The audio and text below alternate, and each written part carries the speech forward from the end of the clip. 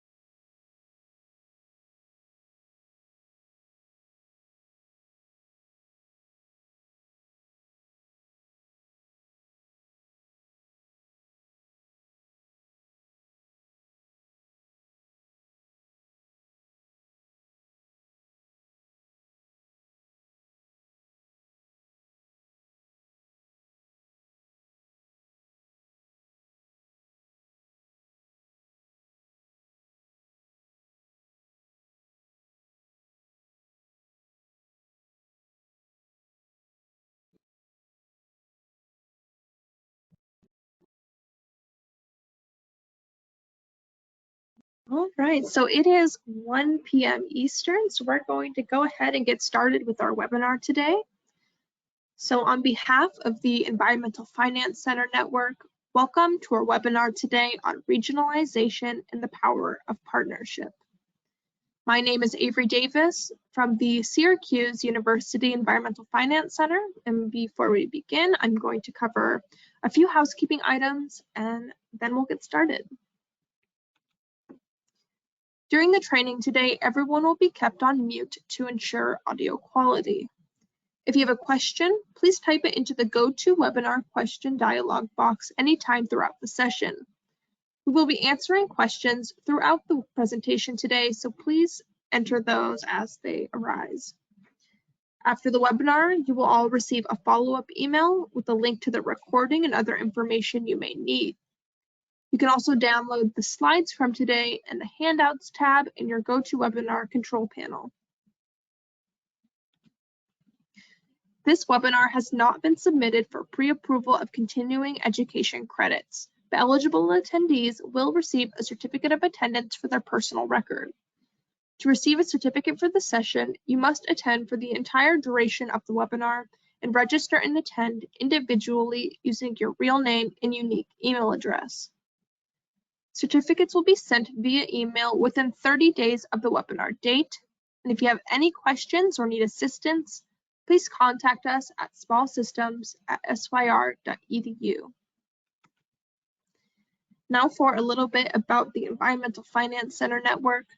We provide training and technical assistance to small water and wastewater systems in all U.S. states and territories through our building technical, managerial, and financial capacity programs. If your community or utility needs assistance with drinking water or wastewater system management, please feel free to contact us through our request form, which I will be sharing shortly in the chat. And on that note, I would like to introduce our presenter for today. So we have Tom Roberts, who is the Senior Business Analyst at the Environmental Finance Center at the University of North Carolina. So Tom, welcome, and I hand everything over to you. Thank you, Avery, and welcome everybody. Again, my name is Tom Roberts, Senior Business Analyst, University of North Carolina Environmental Finance Center. I always find it helpful to know a little bit about the presenter, so I'll give you like a 10-second who is Tom deal. I've been with the Environmental Finance Center for about 6 years. In my role, I do technical assistance. I help with the day-to-day business of the Environmental Finance Center, and I get involved in certain projects that the Finance Center is undertaking. including regionalization and partnership projects and questions related to that. Prior to joining the Environmental Finance Center, I spent over 35 years in the investor-owned water and wastewater business, most of it in southeastern Pennsylvania, the last 9 or so years in North Carolina. So I deal now with a lot of units of government, but the operations of utility are the operations of utility. And so I have a lot of experience when it comes to regionalization and collaboration. So we're going to start off on this first slide and talk a little bit about what we hear when we talk to utilities, units of government about collaboration and partnerships. And you can see there's a number of buzzwords: increase your system resilience, shared resources and information, collaboration over informally, and we're going to talk a little bit about that. I think the one that stands out to me on this slide, and we'll talk a bunch on this, is economies of scale. The utility business, especially the water and wastewater business, tend to, from my estimation, work a little bit better the bigger you are, right? You have a lot more resources, can spread the risk and that kind of thing. And that's a lot of what we're here to talk about today. So a little bit about partnership basics and just a quick review of partnerships. So what's the big deal? Why were we talking about partnerships, and what are they all about? So I did get a chance to take a look at the attendee list. There's a lot of we have a good mix. We have utilities and we have regulators and others on here. But if you're involved in the water utility business, in even a small way, water or wastewater utility business, and even a small way, there's a high level of technical, managerial, and financial capacity necessary to meet the obligations of a utility. This business has not gotten less complex in the 40+ years I've been involved in it, from all three of those factors. So the other thing that I like to remind people is that the water utility business, the drinking water utility business specifically, is the only utility where people ingest your product. So it's a big deal, right? Sometimes if you're close to it, you kind of lose track of that, but water, wastewater, stormwater, it's all a big deal. And partnerships make that deal work better. So that's why we're here to talk about today. And the other thing is that if you're a small system, and in our mind, a small system serves a population of under 10,000 people, it gets harder and harder every year to operate your utility and perform at a level that your customers and the regulators expect, and you should expect. So that's why partnerships are more and more part of the conversation when it comes to operating a utility. So let's talk a little bit about capacity development. I touched on this a little bit. Capacity development is, you'll hear us talk about TMF, right? Technical, managerial, and financial capacity. I would add one more to that, and that is community. And we'll talk a little bit about that when it comes to communication later on. Used to be that in the utility business, you try to sort of stay as sort of the silent partner in the community. That has changed a lot. Communities expect more from you, and quite frankly, you should expect more from yourself when it comes to engaging with your community and the people that you're providing service to. So technical, managerial, financial, TMF, you'll hear us talk about it a lot.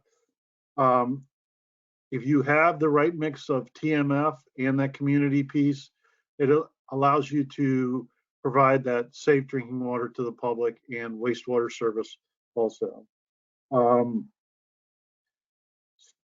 And we'll talk some about sustainability when it comes to TMF. It's not a snapshot sort of issue. It's a sustainability issue. If you have it today on October 11th, 2022, will you have it in 20 years, 30 years, 50 years, forever. Our business is a forever kind of business. So let's break it down, right? Let's talk about the components of TMF. So let's start with technical. It starts with, is your infrastructure adequate or aging? Well, your infrastructure is aging. The question is are you addressing it from a technical standpoint? Do you have a plan? Is it an asset management plan? Do you have a capital improvement plan to go along with that asset management plan? And can you get the funding to do that? That's all part of your technical capabilities. Do you have enough treatment, storage, and distribution capacity to meet your customers' demands both now and into the future? You will notice that in each of these, every one of the capacity components, technical, managerial, and financial, there is a workforce component, because you could have pumps, you can have pipes, but you need to have the knowledge to operate your system. So do you have the technical knowledge to operate your system? Do you have a certified operator? Do you have a backup? Do you have a plan should you have a change of personnel? All that rolls into your technical capability. And do you have a source water protection plan? Again, part of the technical capability. So how does this relate to being in a partnership, and why would a partnership benefit from, why would technical capability benefit from a partnership? Well, again, if you're partnering with somebody, let's say to help you with your certified operator or your backup certified operator, you might, especially if you're a small system, you might not have to have that second person on staff. Or should something happen that you need a fill-in second operator, you have that capability. If you wait till that issue to happen and then go start calling your neighbors or calling the state or calling somebody else, it might be too late. So I think that's something you need to kind of keep in mind when you're talking about technical capability. Managerial capability. So this sounds like it's the do you have enough people kind of thing, and do you have sort of leadership? And yes, that's part of the managerial capabilities. But again, do you have the appropriate staff? Not just do you have staff, do you have the appropriate staff for your organization? Do you have the people that can do the billing, do the technical, operating the plants and fixing the main breaks, or do you have a plan should you need some help with that? Again, that when you look at partnerships and collaboration, there's opportunities there to talk to your neighbors and talk to others about how they might be able to help, and you might be able to help them. Do you have, from a managerial, it's not only do you have the people, do you have decision makers that can make the tough decisions, right? If you're we're all in the utility business in some fashion or another. It's not getting any cheaper. There's need for probably need for rate increases in many of the utilities that are on this call today. So do you have decision makers that understand your needs and that understand the financing options and understand your need for rate relief if it comes to that? We do here in North Carolina, we do a lot of training with elected officials. I would say there are some elected officials that and decision makers that step into a role and then realize they're in the utility business along with the police and street and garbage and whatever business when it comes to being an elected official.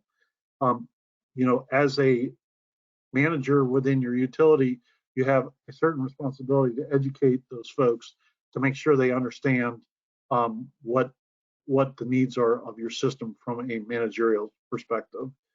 And do you have the staff, or can you touch the staff or have the resources to look at long-term water system planning? This is not a short-term effort when it comes to water and wastewater utilities. You're in it for the long haul, and you need to look at it from that perspective. So again, let's go back to why we're here to talk about, right? Regionalization and the power of partnership. How can managerial capacity benefit during a conversation about regionalization and partnerships? Well, I think it's pretty easy that just the sharing of knowledge between, especially small systems, is helpful. You might share some staff under certain circumstances, billing, customer service, that kind of staff, or even operators if that is necessary. We're going to talk a lot more about that later on in the presentation, but every one of these, there's a component that would benefit from partnerships or regionalization. So let's talk about financial capability and how that might benefit from the power of partnerships. So these are the kind of questions we typically ask utilities that we're doing technical assistance with, and it starts with, do you have enough revenue to cover your expenses both now and into the future? From a sustainability perspective, if you don't right now, do you have a plan to get to that sustainable funding into the future? And I'll give a plug for the big D word, right? Depreciation. Don't forget to fund your depreciation. It's a proxy for your capital needs, accounting proxy for your practical needs. It's not a substitute for a asset inventory or a capital improvement plan, but it at least allows you to gather some of the money necessary for investments into your system. Do you have good credit worthiness? It kind of goes to, do you have enough revenue to cover your expenses? Same kind of thing. Back to rates. Are your rates adequate? And do you have controls in place, fiscal management controls in place? Again, elected officials might not have that experience. So as managers, you need to be able to educate them on what that means for fiscal management and controls. Hopefully you have those in place and you're sort of using them on a day-to-day basis, no matter who the elected official is. But again, let's tie it back to partnerships and regionalization. How can your system benefit from partnerships or regionalization or consolidation, however you want to call it, when it comes to financial? Well, again, remember I started this conversation by saying from an economies of scale perspective, bigger tends to be better in our business. And that same thing goes with financial. If you can spread the risk, and if you have a bigger system, your risk is lower. It just is when it comes to financial issues. So there you go. There's the marriage of the three, right? Technical, managerial, and financial. And again, I'm going to make a pitch for a fourth bubble there, and that I like to call it community. I think you need to involve the community no matter what the issue is. You don't want your ratepayers, your customers, to hear from you only when you have a boil water notice or when you're raising rates.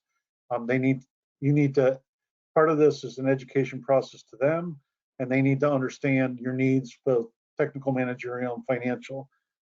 If they hear from you and understand that you're investing in the system, you're doing all the right things, you're looking at partnerships to kind of spread the risk or to give yourself more capability, I think that not only benefits the community, but it benefits you, because then you can go to the community and say, hey, remember we've been talking about this. You knew that we had to invest in this amount of pipe over the next 20 years. And the only way to do that is we can go out and get loans, but we still have to pay back the loans.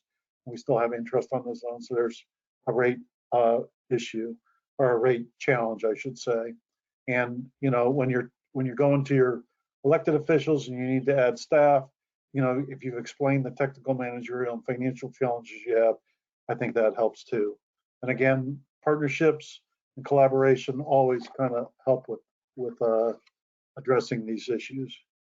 So let's talk about how you might be able to address some of these. So there's a couple different ways, and we're going to talk a little bit about collaboration. And you can tell already that I'm kind of mixing and matching terms here: collaboration, partnership, regionalization.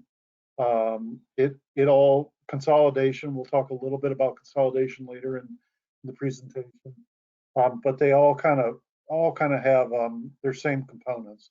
So we like to look at them on a spectrum here. So to the left there is the loose, less formal arrangements, sort of that informal networking kind of discussion, and then towards the right is defined more formal arrangements. So we're gonna talk about some of the examples. So the simplest one is just information sharing, right? So that could be just information sharing both within your organization, because you're a partner with your elected officials, if you're a manager, and vice versa, or with sharing information with your adjoining utility or unit of government, or even the state regulators and so on. There's real value in networking. I know sometimes it falls off the table because of all the other priorities that you might have, but there is real value in networking. The EFCN does a lot of trainings in person, and and we do a lot here in North Carolina. We do a lot of trainings in state. It's kind of interesting to get a group in a room and realize they're really close geographically and never have really picked up the phone and talked to each other, or sat down and had some kind of conversation about how they could maybe benefit from each other's having a relationship. So I can't overemphasize the fact that information sharing at the most primary level is part of that partnership. You want to know your adjoining utility before you need to know your adjoining utility.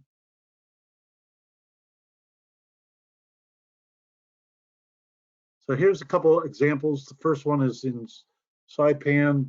The facility managers meet monthly for lunch. These are mostly non-community systems, so small systems. They move around to different facilities, and they discuss sort of the challenges that they have within their facilities.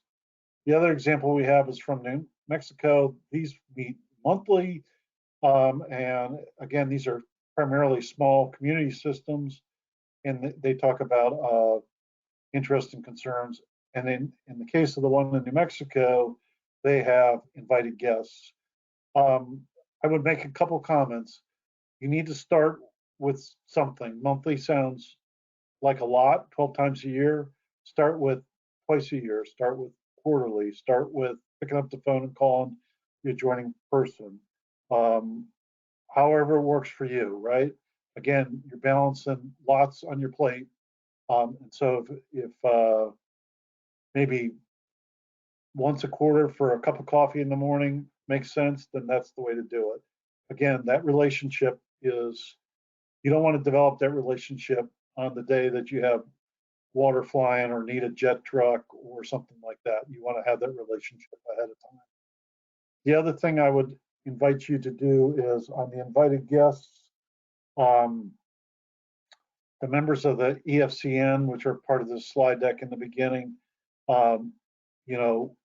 whether it's in person or virtual, there's lots of opportunities to bring in some really some people that can really provide you some insight on how to run your utility and give you some ideas of where you might want to look for good partnerships or regionalization or even partnerships or collaboration or consolidation or whatever it might be.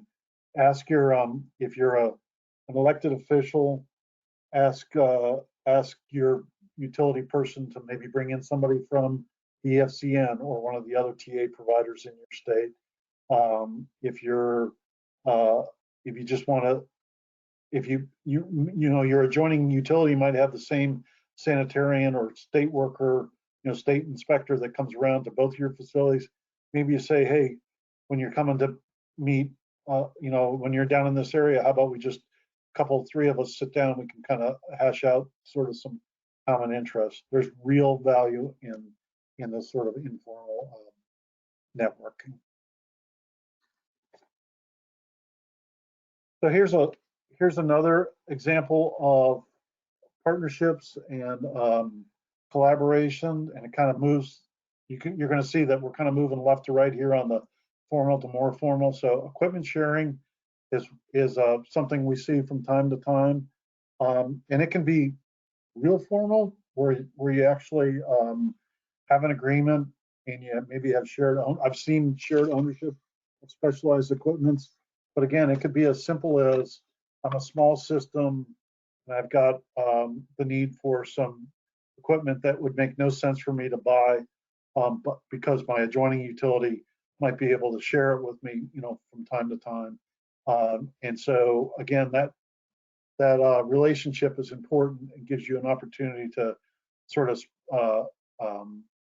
have that tool, but not have to invest in that tool. Remember, it goes both ways, so keep that in mind. Even if you're a small utility, there might be things that you can help with a larger utility, or if you're a well-run, small, well-financed utility, you might want to help one of your adjoining utilities that isn't in the same position as you. Again, in my state, we were actually having some discussions about having sort of the mentoring coaching, where the big utilities are sort of the big brothers of the small utilities, where I might pick up the phone and call my peer at the big utility and just say, hey, I'm having this problem, can you help me with that? Same thing with equipment sharing. It could be that simple. And so, like when I talk about specialized equipment on the wastewater side, I think about getters and vac trucks. If you've ever bought one of those, it's expensive. But if you're a small system, you might not need it but once or twice a year, and you might just have a relationship with the larger adjoining utility. So here's an example of what I like to call bigs helping smalls. So here's one in Montana that provides equipment to tap water pipes for small systems. Again, on a small system, they might not do a new tap, once a year, once every 5 years, who knows? You develop that relationship with the larger utility, and larger utility might be experiencing lots of growth that allows them to have that expertise and those tools and that kind of thing. In this case, they're actually charging. I will say that I have seen sometimes the larger utility, just if it's like a one and done kind of thing, they will just come over and help. That's sort of the beauty of our business. And then the other one is a utility in Utah that actually helps by delivering parts and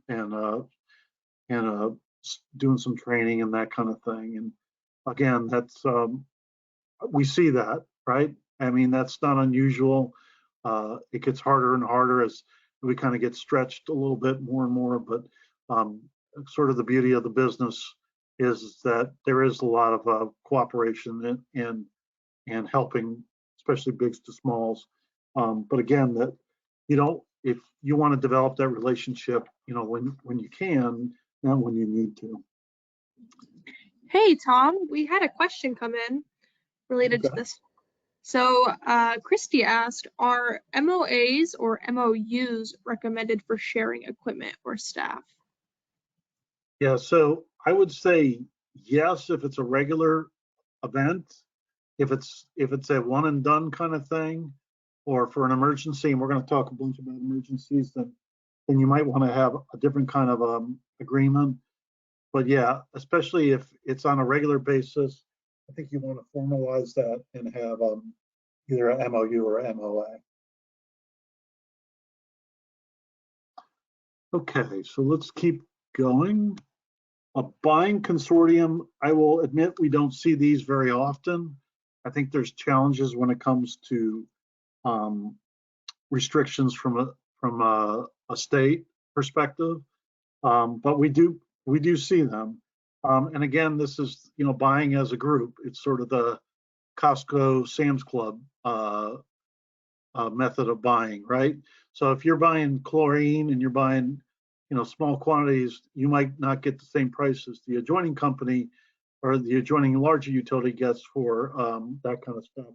And there might be value in developing a relationship where you could go into a buying consortium, or even just have an agreement where you would buy, you know, your small amount from them from time to time, but at their price. Maybe there's a way you can work that out. Just for certain, I would formalize some type of agreement if you decide to do something like this. Again, I don't see these a lot, but I think there's real values in this. The one thing I would also say is that in the last year or two, we've heard a lot about utilities having issues just getting a hold of items that they need, brass parts, meters, even pipe. And there might be you could lump that into this buying consortium. And I know, again, in my state, there's been some sharing between utilities when it comes to meters and other sort of items that are necessary on a day-to-day basis. But I think there's value in at least considering this. And we actually do have an example of one in southern Maine where there was they put together a group of organizational water and wastewater utilities, and again they buy in bulk, they buy as a group, and are able to pass along that savings to their member utilities. Again, think Costco, right? You're a partner in Costco, or co-op, maybe co-op purchasing kind of thing. Something to consider. Yeah, and here's just another slide about Southern Maine and how they're doing things. They've got it formalized. I'm sure you can go to their website and get some of their information. And they're buying chemicals, which is I think that's the big deal, right? Is buying chemicals on a bulk purchasing contract. So we're going to talk some here now about mutual aid and emergency assistance, right? So it's one thing to talk about partnerships when it's sort of day, you know, everyday kind of thing, but the real value of partnerships and collaboration and regionalization and even consolidation is when the worst is happening, right? Emergency assistance. You know, again, this can be pretty informal or it can be real formal. You can see by the red dot there, it's sort of sitting right in the middle. And we're going to talk a little bit about some ideas of how that might be. And if you're in the utility business today, you probably know this. You probably are at least aware of the Water Agency Response Network, or WARN, in your state. Almost every state has one of these. I think there's one state that is still a holdout. And it's basically a mutual aid network that runs across your state. I can tell you that small or large, at least in my state, and I would encourage you to investigate these for your own state. But in North Carolina, small or large can be members, public or private. So investor-owned utilities, if you're an investor-owned utility, you can be a member within North Carolina. I'm not sure that that's universal, so that would be something worth looking into. For small, you know, people think that this is really a benefit for small systems, and it certainly is. Small systems, you know, when an emergency happens, and it can be whatever, and we're going to see some examples. We're going to watch a short video from EPA. There's definitely benefit to the small systems, but the large systems can benefit from this too. I know, again, I use my state, you know, we get hurricanes, especially along the coast, and then we've got some larger utilities along the coast that have benefited in the past by virtue of being a member of our North Carolina WARN. So whether you're large or small, it works kind of both ways. And it could be Yeah, let me go to the next slide. So again, it's open to membership of all systems, no matter the ownership. I would ask that if you're interested, that you check your local state WARN to see if that's universal within your state. And just because you're a member and an emergency happens doesn't mean you're obligated to participate in the call up of the WARN system. You might not have the ability to do that at the time where another utility might need your help, and there's no reason that you can't sort of beg off during that time of need. So it's basically, I would say it formalizes the relationship, but it doesn't obligate you necessarily to be able to sort of jump when somebody calls necessarily. It's not an exclusive network, so you can be, if you've set up a mutual aid or an assistance group, say within your county or within a region, you can still be a member of the statewide WARN system. And again, that second goal is that economies of size. Every new member enhances the strength of the WARN network. So as a partnership, the WARN network can be invaluable. You could go years or longer with maybe not needing it. But when you need it, it's invaluable. And again, most times they're they're formalized, and there's regular meetings, either virtual and in person. Maybe they're included in other meetings that are happening, AWWA or World Water meetings, where you can get together and kind of work through sort of the nits and gnats of what might be included in your WARN. Yeah, and so the agreements sort of clarified liability, reimbursement, response procedures, and joint planning efforts. That's really the value. It gives the strength to the WARN. And there's always some discussion about liability, and there are agreements out there that can help you with that. So EPA's got a great website for mutual aid and assistance that talks about WARN and gives you access to WARN resources and that kind of thing. You can get that. You can find that. You can find it yourself, or it'll be in the slide deck. But it's a really good resource on developing model agreements and that kind of thing. So we're going to show a short video from EPA. Hey, Tom, before you play the video, we had another question come in. Okay. And I believe you answered this one, but they asked, is the WARN network only available to utilities with public water or wastewater systems? I can tell you that in North Carolina, the private investor-owned utilities are able to join. I would encourage you to check your own state, but I believe it's open to all utilities, no matter their ownership status or ownership affiliation maybe, or their size. So yeah, they're open. And I'm trying to remember, I was in the investor-owned business. I think maybe we had a different class of membership. Maybe we weren't able to vote or something like that, but we were certainly part of the WARN network, and happy to be, because we brought in lots of resources. I've worked for a multi-state organization that, we could pull in resources from other states should there be an issue. So yeah, I think it's open to all. Okay, so we're going to play a short video.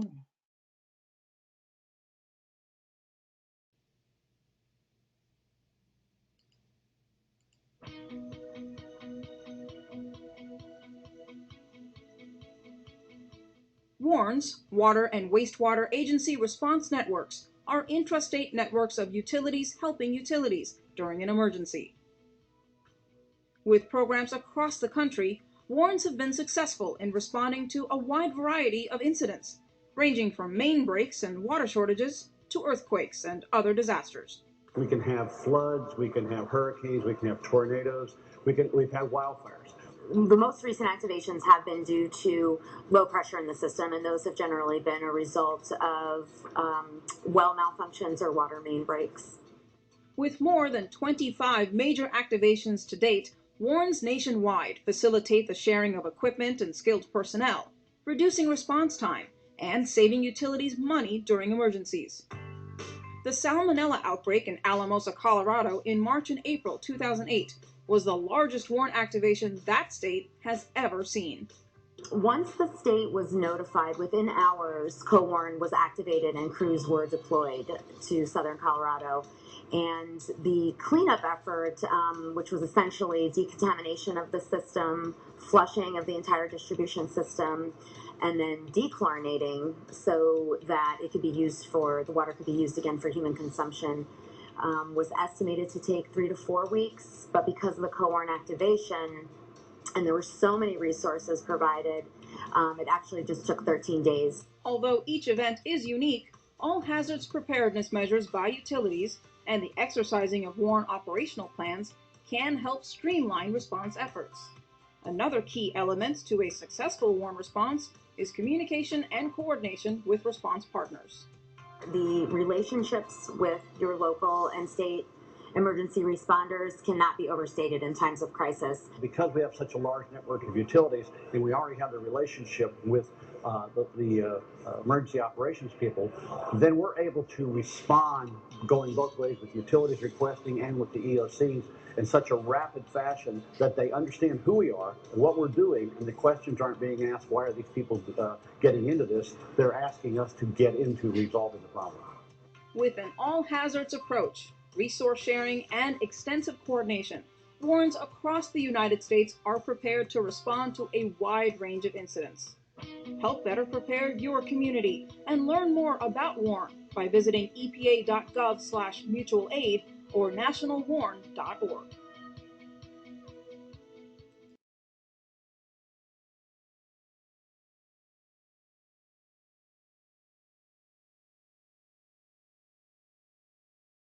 Okay, Avery, I'm all back, right? Yep, you're all set. Excellent. So that gives you a little flavor for warns. EPA's got some great resources there. And so I would encourage you to take a look at that. So we talked a little bit about emergencies. We're moving more towards the right, more to the formal agreements. And a lot of, we're going to talk a little bit about the interconnections and the value of having interconnections. I think they're pretty obvious, right? In time of need, you have a connection that you can be activated. And this is just another example of a partnership, right? Your utility next door might be able to help you out, or vice versa during a time of need. It's important to, again, to have this sort of laid out ahead of time. You want to, this for certain, you want to, I would say anything from now on, we're talking about in an agreement, in a formal document of, of some kind or another. You want to develop, from a technical standpoint, you want to make sure that you've, from a water or even a wastewater perspective, you've determined how the hydraulics are going to work and if they're going to work in time of need. So you need to make sure your engineers have had an opportunity to discuss that between the two utilities. And then one of the things I've seen, mostly on the non-emergency interconnect, but maybe a little bit on the emergency interconnect, is you need to have a formal sort of who owns what demarcation discussion, because invariably something's going to break or going to be maintained. For example, the meter, or even the shut-off valves on either side of the meter, that kind of thing. Easier to sort of be very exacting on who owns what when it comes to an interconnection. And then you want to have a discussion about billing, and if you use this emergency interconnection, are you going to be billed at residential rates, bulk wholesale rates, some special emergency rate, that kind of thing? Can you take, if this is a water issue, can you take all you need? Do you have to maintain a certain upstream pressure, there's just lots of sort of nuances that you need to discuss before you need this connection, whether it's emergency or non-emergency. There's lots of resources out there to sort of help you kind of craft these kind of agreements. So, but you need to, you're much better off whether you're the provider or the person that needs the resource to have it sort of laid out ahead of time than to have it sort of gray and have to discuss it afterwards. So here's one where two towns sort of shared the cost of transmission to interconnect, and allows the one town to sort of not have an MCL violation for nitrate removal.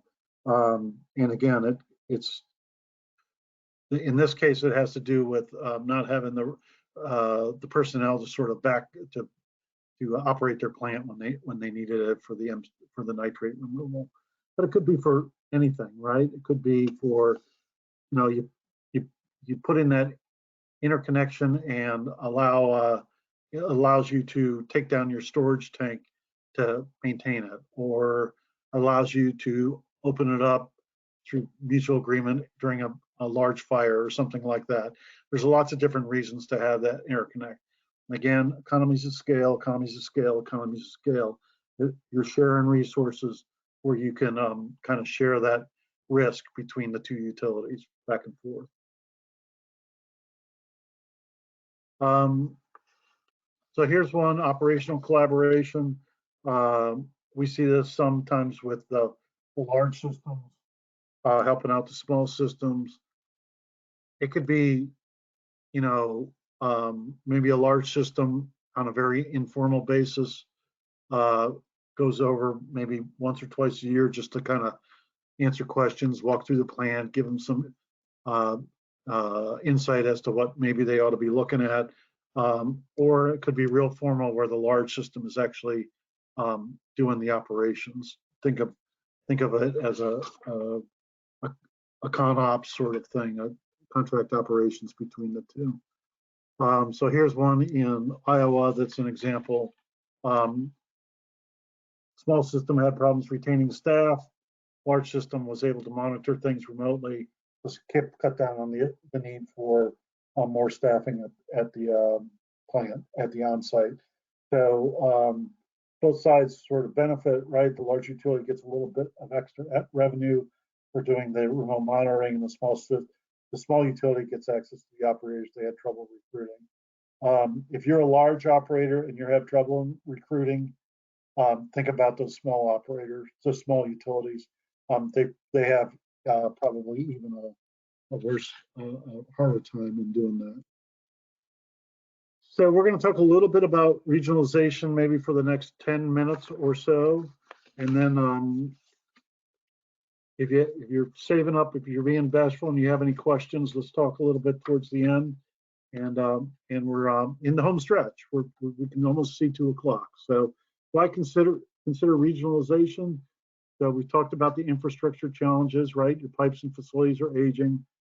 Capacity challenges, both up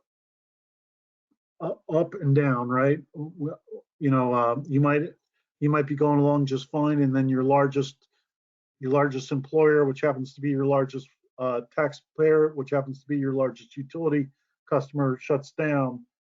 You're in instant trouble, right? Instant challenge there. So capacity can go that direction, but you could have big growth challenges where growth comes in, whether it's whatever it is, commercial, industrial, residential, and you just don't have the capacity quite yet to serve them, and you don't want to turn them away.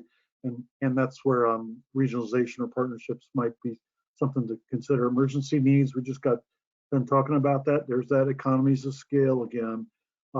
Gives you some efficiency and rate stability. And climate challenges, we won't really touch on that much, but it's something to take into consideration.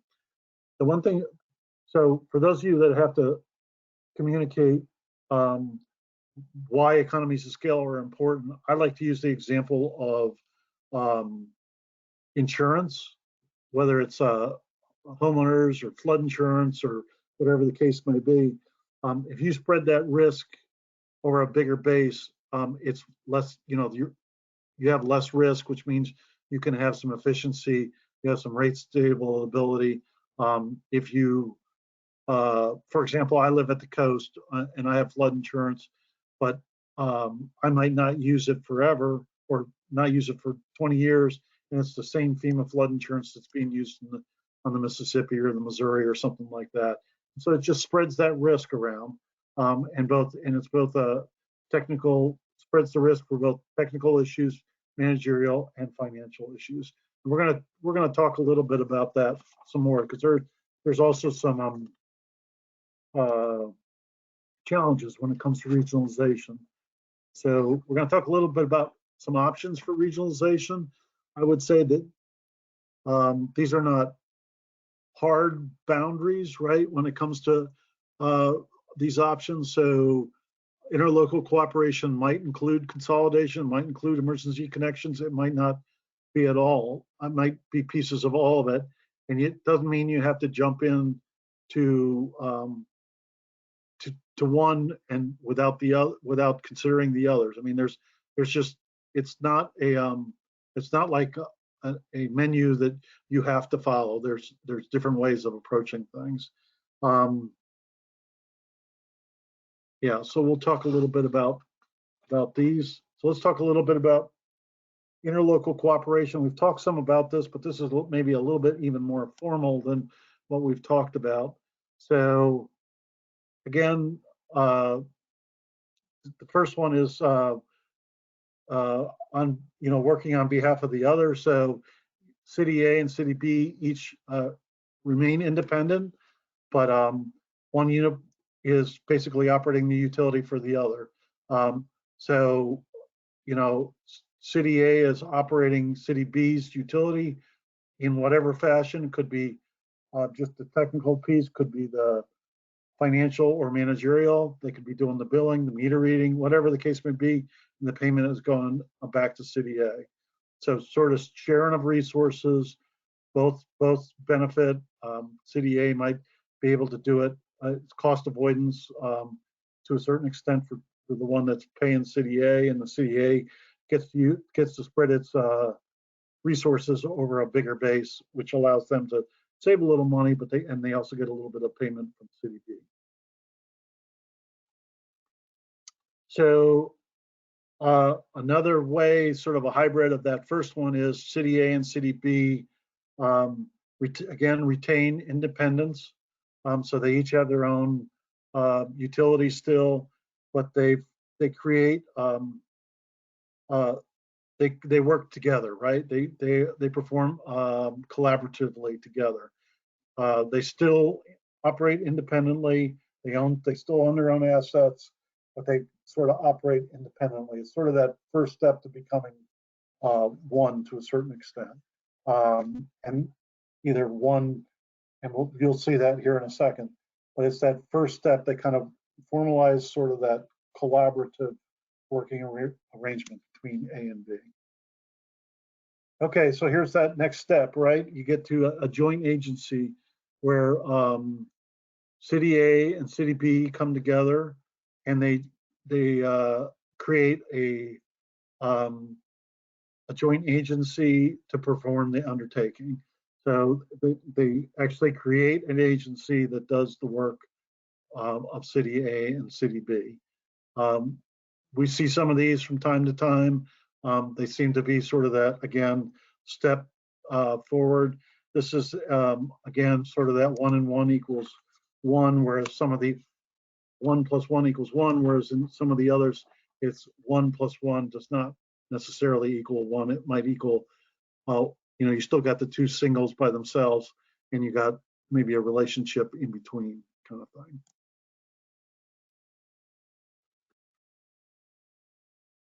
So let's talk a little bit about the regional entity, right? So they form a regional entity as a separate option, or the only option, in that each of what we see mostly is each of the cooperating utilities, units of government, have a role on the board. There's we're going to talk just a minute about, I'm going to kind of skip through emergency connections. We've kind of talked about that quite a bit, but I want to talk a little bit about consolidation before I run out of time. So just a quick look at emergency connections, and you'll get this slide. It kind of explains how you might approach emergency connections, whether it's a WARN, different kind of mutual aid agreement, or just a partnership with an adjoining or a neighboring utility. So let's talk just a little about consolidation. There was a time not long ago where we didn't talk about consolidation a lot in sort of as a method to get to a more efficient system, but more and more we're at least having that discussion, and that's good because again the economies of scale sort of are driving some of this, and the need for sort of that merger, I'll call it, of systems seems to make some sense. And again, I use my state as the example, right? North Carolina, the RSRF program actually has funding for merger regionalization feasibility grants that allows utilities to sort of explore this in a very formal process. And, I'm sure there's other states that are doing the same thing. I've seen some of that, but again, in our state, it's being used quite a bit. And right, merger regionalization feasibility. So it's not just forcing you to merge; it's regionalization. So some of the people are using the funding for discussions about interconnections or other kind of vehicles to talk about regionalization. So let's touch a little bit on some of the different forms of consolidation, right? So starting with direct acquisition. So this is probably the easiest to understand, right? It's one utility absorbs the other utility in entirety. We see some of this, not a lot, but there is some of that's going on. A joint merger or a balanced merger have a lot of similarities between the two, where one, there's an actual merger of the two utilities. In some cases, one utility becomes sort of the managing partner. On others, another governance structure is created. Think of a joint water utility or joint water authority or that kind of thing that can sort of bridge the gap between the two utilities, and then just through consolidation of governance, operations, and management. Again, I want to reemphasize that it's not an all-in-one kind of thing.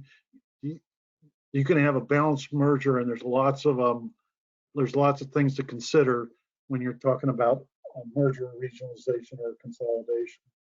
And there's lots of options when it comes to consolidation, right? It can be, a true consolidation where one and one ends up with one, or it can be a sort of that hybrid consolidation where everybody's got a little opportunity to stay involved in the utility business. There's no right or wrong way. It's what's right or wrong is for your utility. And so these are some of the considerations. I would say not all of them apply to all consolidations. I will tell you that I've been involved in some of these merger regionalization feasibility grants in our state. Always there's a discussion about impact of customer rates and how rates will be decided in the future. And that's a good, healthy discussion always. There is a lot of time discussion about obligations. If you have to pay developers as people get hooked up, that kind of thing. Board representation sometimes is an issue. And what I remind people is that there's a reason you want to talk about consolidation.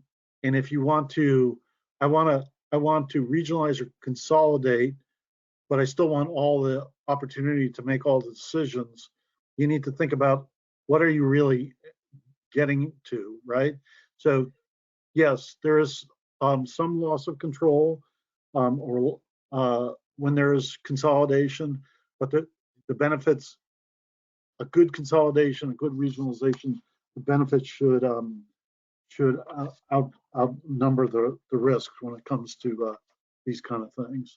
There should be a discussion about resolving disputes and that kind of thing. Again, this is a lot of what we hear when we talk to utilities about the slides of collaboration. I'll say consolidation or regionalization. The desire to consolidate, but desire to remain autonomous.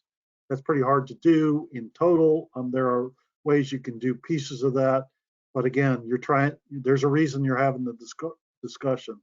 Mistrust among systems, unfortunately, we do see that quite a bit. And what I remind, especially elected officials, is that you got to look beyond. Your challenge is not to think about what in this 4-year cycle. Your challenge is to understand the utility is a forever kind of vehicle for water or wastewater delivery of services. So yeah, it's hard to sometimes overcome the mistrust.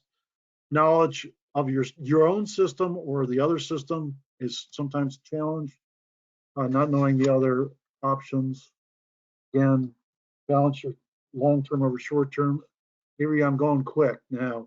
I want to get to facilitation. I've been a facilitator when it comes to consolidation and regionalization. I strongly support them. If you have interest in talking about that, you can reach out to me and I can kind of give you some input on that. Right, a good one is a win-win-win. I can give you some examples of some good ones, and there are some where 20 years later they're calling us up and they're saying, we want to renegotiate this contract. I said, well, how's the contract read? Can you renegotiate? No, but it's not working for us. I said, well, you better start with talking to the other side and see if they're willing. So yeah, it's a challenge. Avery, I'm right up against 2 o'clock. Do we have any questions? Yeah, we do have a couple of questions, so maybe we'll get to the 2 that we have, and then if anybody else has any questions, maybe we can address them afterward. But for the first question, they asked, can you be a collaborator on vehicle or other organization insurance?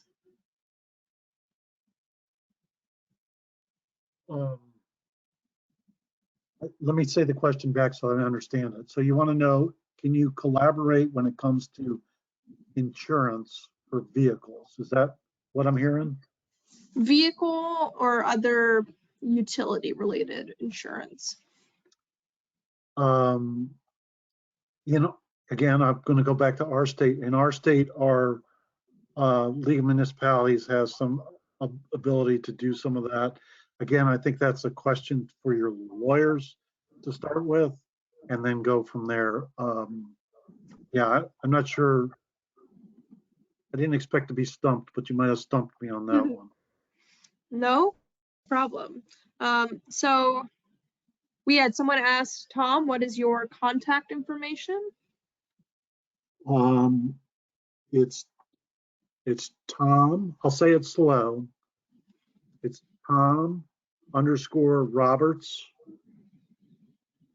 at sog.unc.edu.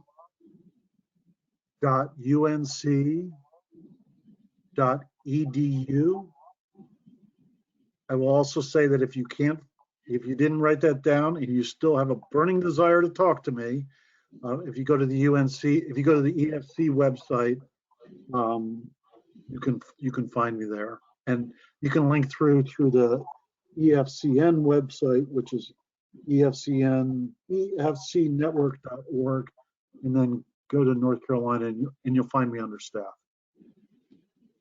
Great, thank you. And I did just send your email in the chat as well, just so folks have it.